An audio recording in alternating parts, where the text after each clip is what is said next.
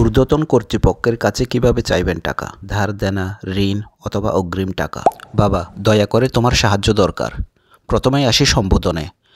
ঊর্ধ্বতন কর্তৃপক্ষকে আপনি কিভাবে সম্বোধন করবেন? বাবা, আম্মি, নাকি আখোয়া, নাকি সিদি অথবা সাইয়্যিদি, নাকি ওস্তাজ? সেটা নির্ভর করবে সম্পূর্ণ আপনাদের সম্পর্কের উপরে। তবে সর্বোত্তম হচ্ছে যদি ম্যানেজার হয় তাকে ওস্তাজ অথবা মুদির বলা, আর যদি চাচা বয়সী অথবা মুরব্বী হয় তাহলে সেক্ষেত্রে আম্মি বলা। আম্মি মানে হচ্ছে চাচা, মুরব্বী অথবা অভিভাবকের মতো এরকম কেউ। তবে আমি যেটা সাজেস্ট করবো সেটা হচ্ছে যদি একটু মুরব্বী টাইপের হয় তাহলে সেক্ষেত্রে আম্মি, আর যদি সমবয়সী বা বড় ভাইয়ের মতো কেউ হয় তাহলে সেক্ষেত্রে আখোয়া বলার জন্য। যেহেতু বেশিরভাগ বাঙালিরা বাবা বলে, সেজন্য আমি বাক্যটা বাবা দিয়ে শুরু করলাম। বাবা, দয়া করে তোমার সাহায্য দরকার। ইয়া বাবা মালেশ, বাবা দয়া করে।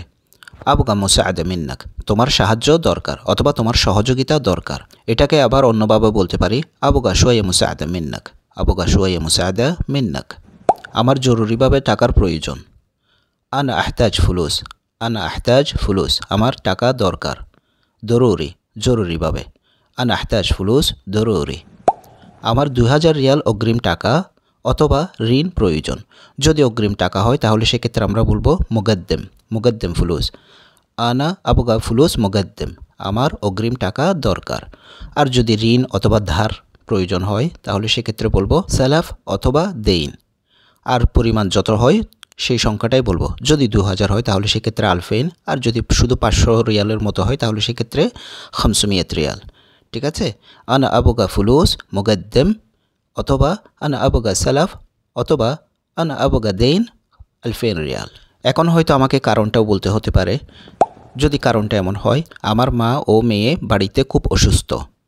উম্মি ওয়া বিনতি, উম্মি ওয়া বিনতি মাররা তাবানা, মাররা তাবান বলবো না, মাররা তাবানা। উম্মি ওয়া বিনতি মাররা তাবানা ফিল বালাদ, তাদের হাসপাতালে চিকিৎসার প্রয়োজন।